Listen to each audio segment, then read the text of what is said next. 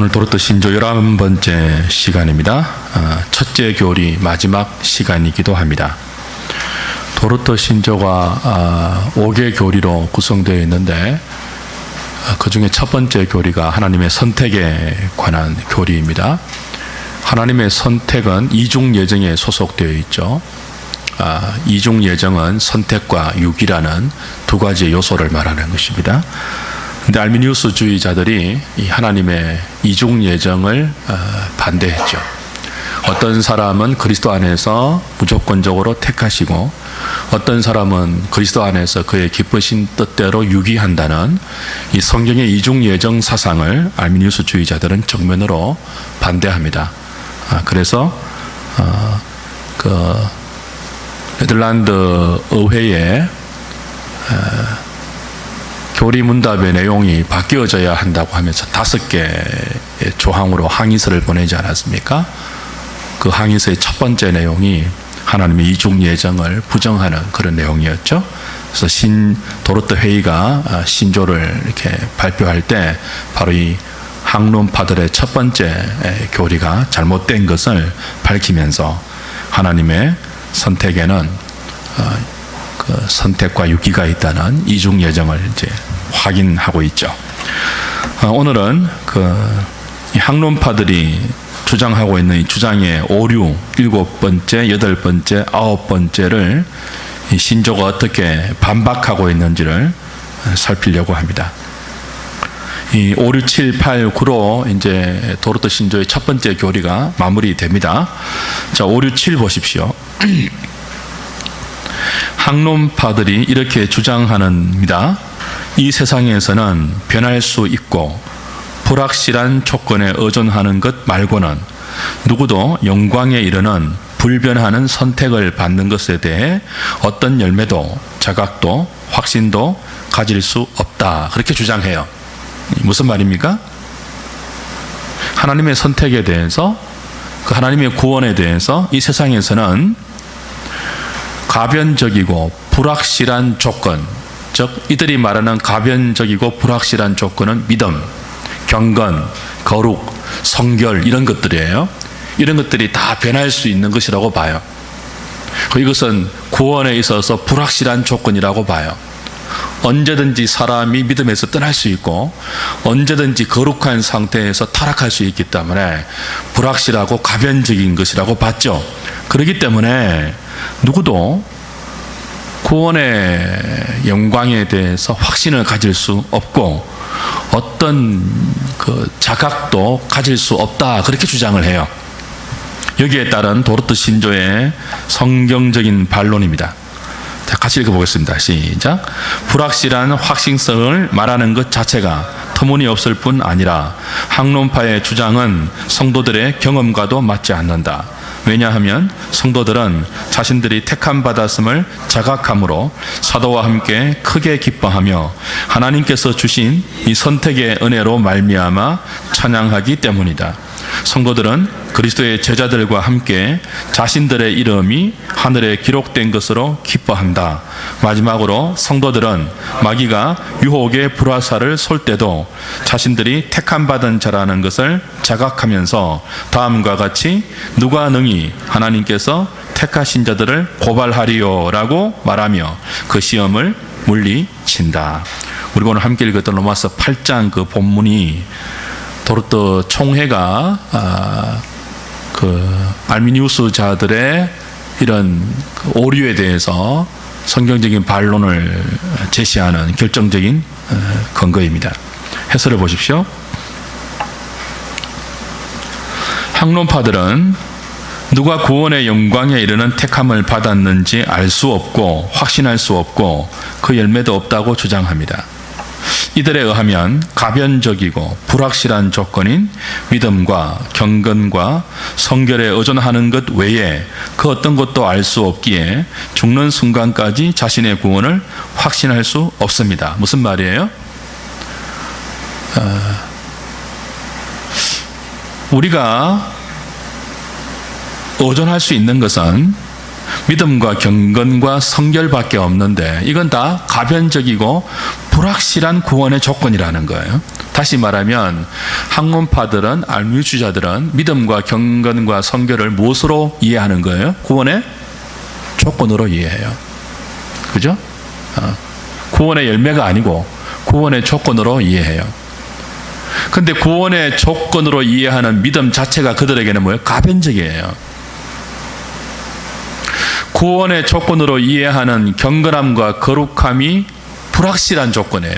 변할 수 있으니까. 그러니까 죽을 때까지 이들의 주장이야 하면 뭐예요? 구원의 확신이, 선택의 확신이 있을 수가 없죠. 믿음 자체가 가변적이니까. 그래서 늘 이들이 의존하는 것은 뭐예요? 변할 수 있는 믿음에 의존하기 때문에 불안해요. 이해되시죠? 이 문장이. 그런데 총회의 반박이 뭡니까?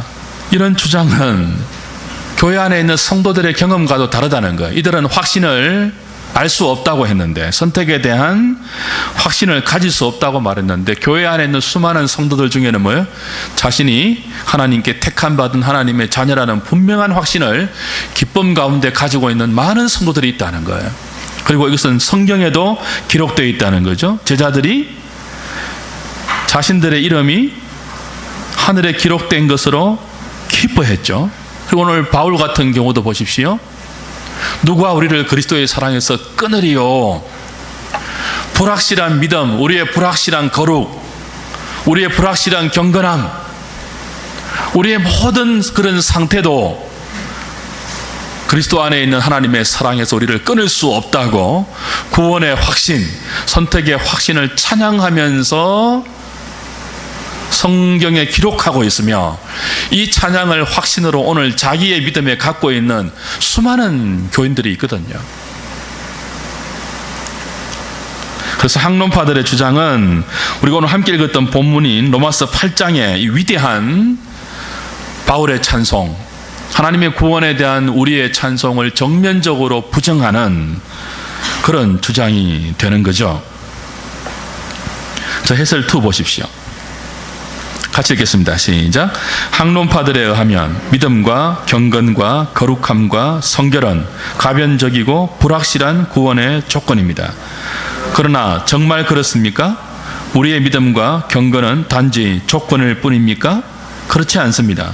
지금까지 우리가 계속 요리문답과 신조들을 통해서 공부하고 성경에서 확인한 것처럼 믿음과 경건과 거룩함은 주권적인 하나님의 구원에 대한 감사의 반응이지 언제든지 변할 수 있고 불확실한 구원의 조건이 아닙니다. 그러니까 믿음과 경건과 거룩함, 성경이 수많은 그 강도로 우리에게 강조하는 이 잘 믿어라, 그죠? 거룩하게 살아라, 성결해라, 이런 성경의 요구들을 구원의 조건으로 이해할 것인지, 아니면 마땅한 하나님의 구원에 대한 은혜의 반응으로, 감사의 반응으로 이해할지, 그 차이가 이렇게 결정적인 차이를 불러오는 거예요. 여러분들에게 믿음으로 사는 것, 거룩하게 사는 것, 경건하게 사는 것은 어떤 내용이라고요? 은혜에 대한 당연한 감사의 반응이에요. 택하심의 열매이란 말이죠. 무엇이 아니고요? 구원의 불확실한 조건이 아니에요. 변할 수 있는 구원의 조건이 아닙니다. 언제든지 변할 수 있는 이 믿음, 언제든지 변할 수 있는 거룩, 인간의 측면에서는 그런 면이 분명히 있죠. 저와 여러분들의 믿음이 막 변하지 않습니까? 그죠? 우리의 거룩을 추구하는 삶이 늘 변하잖아요. 롤러코스터 같잖아요. 그러니까 아미니주의자들은요, 인간의 그 경험을 굉장히 반영하고 있는 거죠. 근데 그들은 무엇을 간과합니까? 이렇게 그 조섭병계하는 우리의 가변적인 마음의 상태, 믿음의 상태, 거룩함의 상태를 아시고, 이런 우리들을 끝까지 그리스도 안에서 사랑하시는 그 초지일관된 하나님의 사랑을 이들은 간과하고 있죠. 모르고 있죠. 그래서 우리 측면에서는 분명히 가변적이고 불확실한 믿음으로 보이지만, 그리스도 안에 있는 하나님의 사랑에 있어서는 흔들릴 수 없는 하나님의 열심이에요. 이 큰 차이를 여러분 이해하셔야 됩니다. 568 보십시오. 학론파들은 이렇게 주장합니다. 하나님께서는 단지 하나님의 공의로우신 뜻을 따라 누구는 아담의 타락과 죄의 공통된 상태와 정죄 가운데 남겨두기로, 또는 믿음과 회개에 필요한 은혜를 주시는 일에 누구는 주시지 않고 지나치기로 결정하지 않으신다. 자, 이건 무엇을 주장하는 거예요? 무엇을 부정하는 주장이에요? 하나님의 유기를 부정하는 주장이에요. 그럴 수 없다는 거죠. 하나님께서 어떻게 누구는 타락한 상태에서 건져주시고 누구는 타락한 상태로 그대로 내버려 두시는가? 그럴 수 없다는 거예요. 그러니까 하나님의 유기를 부정하는 거예요. 자, 여기에 따른 성경의 반론을 보십시오. 같이 읽겠습니다. 시작. 이런 주장에 대해 다음과 같은 말씀들이 꿋꿋이 서 있다. 그런즉 하나님께서 하고자 하시는 자를 긍휼히 여기시고 하고자 하시는 자를 완악하게 하시느니라. 또한 천국의 비밀을 아는 것이 너희에게는 허락되었으나 그들에게는 아니 되었나니, 비슷하게 천지의 주제이신 아버지여, 이것을 지혜롭고 설기 있는 자들에게서 숨기시고 어린아이들에게는 나타내심을 감사하나이다. 옳소이다. 이렇게 된 것이 아버지의 뜻이니이다. 해설 보십시오. 자, 학론파가 알미니우스주의자들을 이야기하는 이렇게 용어입니다. 이 학론파들의 주장은 유기고리를 반대하는 주장이죠. 이미 우리는 15항에서 이들이 왜 유기교리를 반대하는지를 다루었습니다. 나중에 교환을 살펴보시기 바랍니다. 자, 이 학론파들은 하나님께서 그리스도 안에서 모든 사람이 복음에 대해 스스로 믿음과 회개에 반응을 할 수 있도록 무슨 은총을요? 선행 은총을 부여하셨다고 합니다. 선행 은총을 말하는 것은 결국 믿음과 유기의 결정이 하나님께 달려있는 것이 아니라 인간의 의지와 결정에 달려있다는 주장을 하기 위해서입니다. 그러니까 성경의 가르침은 스스로 타락하여 모두 죄 가운데 빠져있는 인간 중에 누구는 선택하고 누구는 버리기로 결정하는 그 결정의 주권이 하나님께 있잖아요. 근데 학론파들의 주장에 의하면 뭐예요? 그 모든 구원에 대한 결정의 주권이 인간에게 있는 거예요. 이 오류에 대한 반론의 9가지인데요. 1부터 9까지 전부 앞에 우리가 다루었던 교리들을 사실은 반복하고 있는 것입니다. 그만큼 반복해서 확인하고 또 확인하라는 의미가 있죠.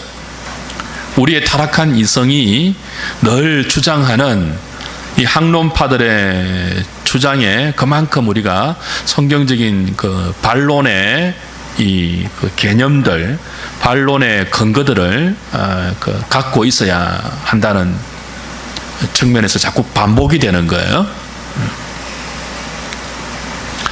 한 가지 기억해야 될 해설 1에 나오는 선행은총이라는 개념입니다. 우리 알기 쉬운 교역 구원론 할 때 배우셨는데 물론 기억이 안 나시겠죠. 그죠? 선행은총, 펠라기우스, 세미펠라기우스, 알미니우스, 그 다음에 웨슬레안, 그리고 어거스틴주의에서부터 칼빈주의까지 흐르는 전통개혁교회의 구원론. 그걸 구별하는 가장 선명한 차이가 은혜의 개념 차이예요.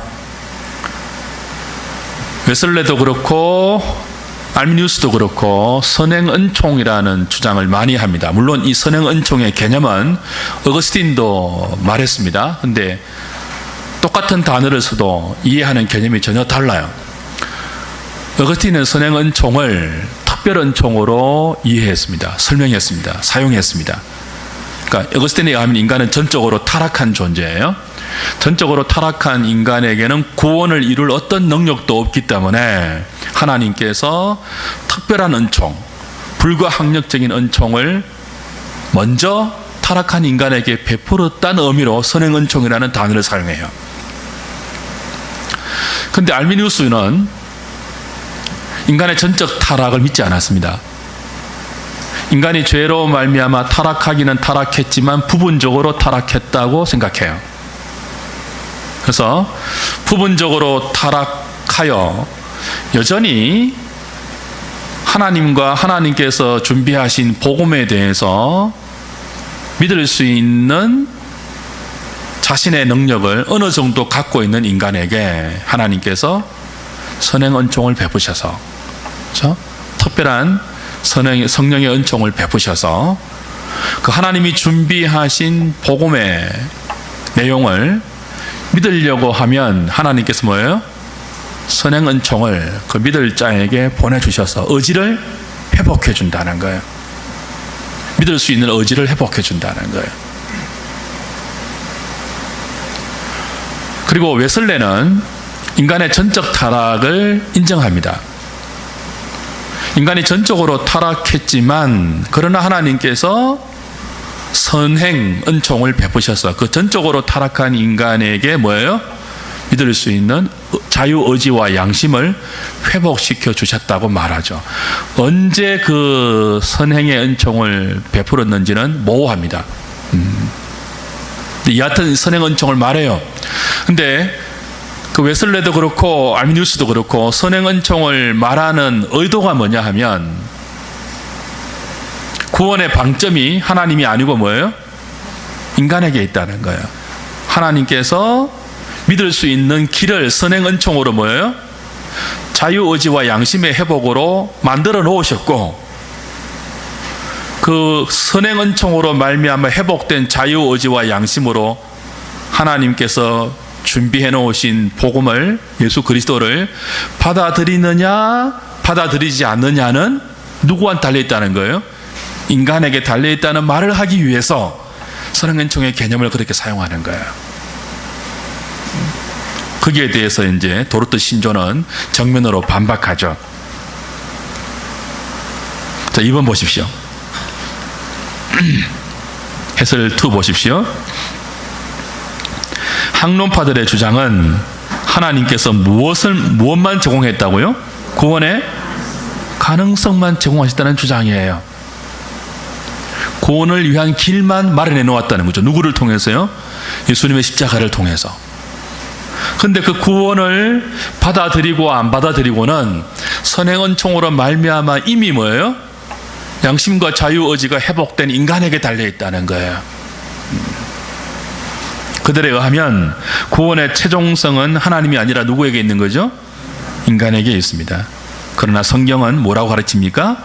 구원은 인간에게 달려있는 것이 아니라 오직 하나님의 전적인 주권과 은혜에 달려있다고 가르칩니다. 그런즉 하나님께서 하고자 하시는 자를 긍휼히 여기시고 하고자 하는 자를 완악하게 하시느니라. 타락한 인간의 이성에 의하면 이들의 주장이 훨씬 더 합리적으로 보입니다. 하나님은 구원의 가능성, 구원의 길을 준비하셨고 그 구원의 하나님이 말해 놓으신 구원의 가능성을 인간이 최종적으로 선택하게 하셨다는 것이 훨씬 더 우리의 결심과 신앙적인 열심을 자극하는 논리예요. 오히려 성경이 말하는 뭐예요? 전적으로 하나님께 구원이 달려있다는 이 가르침은 어떻게 오해할 수 있다고요? 그럼 우리는 가만히 있어도 되겠네라고 오해할 수 있기 때문에 자꾸 이것을 조화시키려고 이런 개념들을 만들어내는 거죠. 근데 우리는 이런 개념들보다는 성경이 말하는 진리에 우리의 믿음을 더 부합시켜야 합니다. 그렇죠? 그래서 도르트 신조 같은 공부가 필요한 거죠. 자, 5, 6, 9번째 보십시오. 아이고 모르겠다 이런 표정을 많이 지으셔서 별로 재미가 없습니다.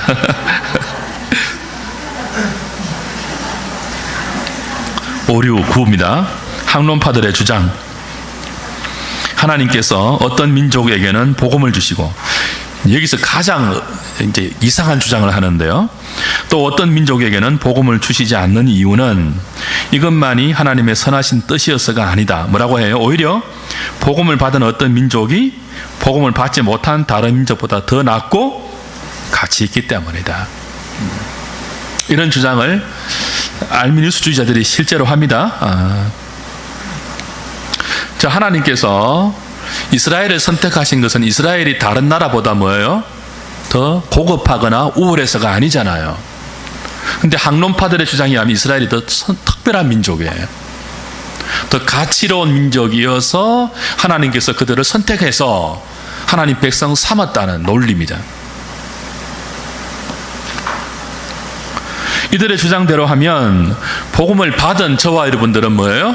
복음을 받지 않는 사람보다 뭐예요? 더 고급한 종족이에요. 더 가치로운 인간이에요. 그걸 하나님께서 미리 내다보시고 우리를 불렀다고 보는 거죠. 정말 그렇습니까? 우리가 예수 믿지 않은 사람보다 더 하나님 보시기에 가치롭고 더 탁월하고 더 의미가 있어서 우리를 불렀습니까? 그럼 예수 믿지 않는 사람들은 우리보다 더 열등해서 도덕적으로 윤리적으로 더 열등해서 믿지 않고 있습니까? 그렇지 않습니다.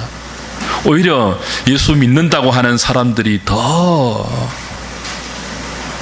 그럴 수 있고 사실 똑같죠. 도찐개찐이죠. 그런데도 예수 믿게 된 것은 전적인 하나님의 긍휼하심과 그분의 주권적인 선택에 의한 결과이지 우리가 더 나아서가 아니에요.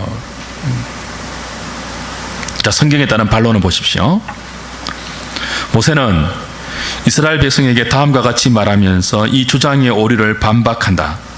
하늘과 모든 하늘과 땅과 그 위의 만물은 본래 내 하나님 여호와께 속한 것이로되 여호와께서 오직 내 조상들을 기뻐하시고 그들을 사랑하사 그들의 후손인 너희를 만민 중에 택하셨음이 오늘과 같으니라.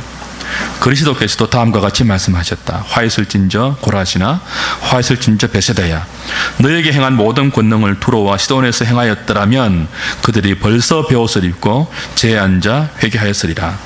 예수님 하신 말씀 중에 고라신, 베세다, 두로와 시돈, 무엇과 무엇을 비교하는 거예요? 이스라엘과 이방을 비교하는 거예요. 예수님 뭐라고 해요? 너희들에게 베푼 은혜를 이방에게 베풀었다면 그 이방은 벌써 회개했을 거다. 무슨 말이에요? 너희가 더 악하다 그 말이거든요. 그러니까 이스라엘이 더 고급한 거 아니에요. 더 가치로운 게 아니죠. 그런데 학론파들은 그렇게 주장하는 거예요. 자, 해설 첫 번째 보십시오.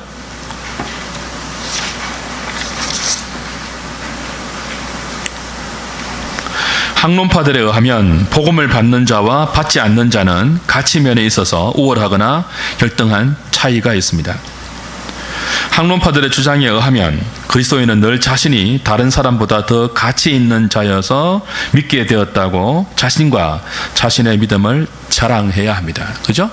우리는 이렇게 그래 내가 더 도덕적으로 혹은 어떤 면에서든지 다른 사람보다 더 우월하기 때문에 하나님께서 나를 더 가치롭게 보시고 나에게 믿음을 주셔서 이렇게 우리 자신과 우리에게 믿음을 자랑하는 것이 마땅하겠죠. 성경은 끊임없이 이런 우리의 어리석은 자랑에 이렇게 철퇴를 가하잖아요. 자, 고린도전서 1장 26절 29절을 같이 한번 읽어봅시다. 시작. 형제들아 너희를 부르심을 보라.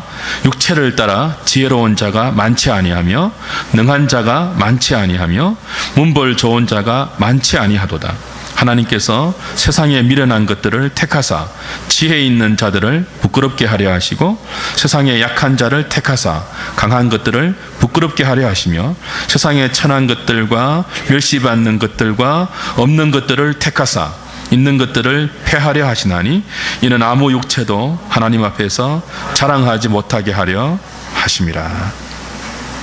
분명히 바울이 고린도 교회를 보내는 편지를 통해서 이렇게 밝히고 있습니다. 우리가 왜 자랑하지 못하죠? 성도로 부르심을 받은 사람들을 보십시오. 하나님의 지혜입니다. 육체를 따라 지혜로운 자가 믿는 자 중에서 별로 많지 않아요. 능한 자가 많지 않습니다. 고린도 교회를 보십시오. 한국 교회를 보십시오. 문벌 좋은 자가 많지 아니합니다. 하나님은 세상에 미련한 것들을 택하여 지혜 있다고 하는 자들을 부끄럽게 하십니다. 하나님의 섭리죠. 세상에 약한 자들을 택하사 강한 것들을 부끄럽게 하십니다. 세상에 천한 것들과 멸시받는 것들과 없는 것들을 택하사 있는 것들을 폐하려고 하십니다. 왜 이런 식으로 일하시죠? 이는 왜냐하면 아무 육체도 하나님 앞에서 자랑하지 못하게 하기 위해서입니다. 근데 어떻게 학론파들의 주장처럼 믿게 되었으면, 특별히 선택받은 이스라엘 민족은 다른 나라보다, 다른 민족보다 더 낫고 가치 있어서 선택받은 것이라고 말할 수 있겠습니까? 이런 의미에서 오늘 오전에서 우리가 배웠던 것처럼 이생의 자랑은 쓰레기 같은 거예요. 그렇죠? 하나님께서 이렇게 구원의 경륜을 역사 가운데 펼쳐가실 때 늘 이런 식으로 펼쳐가시잖아요. 구원을 이루어 가시는 첫 번째 논리적인 스텝이 산상수훈의 팔복에서 어떻게 시작되었습니까? 마음이 가난한 자는 복이 있나니라고 시작되었잖아요. 이게 구원이 우리에게 이렇게 임하는 논리적인 순서예요. 하나님의 구원이 은혜로 우리에게 임할 때 우리에게 가장 드는 것이 뭐예요? 자랑이 아니에요. 마음이 가난해지는 거예요. 애통해지는 거예요. 그러니까 학론파들의 주장대로 하면은 하나님께서 구원의 경륜을 인생 가운데, 역사 가운데 펼치시는 것과 정반대이죠. 내가 더 낫다, 이거 마음이 높아지는 것 아니에요. 그러니까 저와 여러분들은 주님 앞에 가서 이 영광스러운 구원을 우리가 완성하고 하나님을 영원토록 찬송하는 그날까지 늘 성령의 은혜 가운데 견지해야 될 마음이 뭐냐 하면, 이생의 자랑의 태도가 아닌 정반대로 가난하고 애통하는 마음이에요. 나 같은 것을 어떻게 구원하십니까? 감사하고, 주님의 은혜 아니면 나는 정말 아무것도 구원에 대해서 기여할 수 없는, 바랄 수 없는, 해낼 수 없는, 전적으로 부패하고 무능한 그런 존재에 불과합니다. 그래서 우리 안에 여전히 남아있는 죄에 대해서 애통하고 가슴을 치고 이 죄를 미워하고 그런 마음이 늘 드는 거죠. 이런 마음과 자기가 낫다는 우월감을 가지는 마음, 어느 것이 정상이겠습니까? 바리새인 보십시오. 나는 저 세리와 같이 하는을 감사합니다. 나는 뭐 1회에 2번 금식하고 소득에 11조 빠지지 않게 하고, 이렇게 나는 늘 자기 자랑 아닙니까? 이생의 자랑이거든요.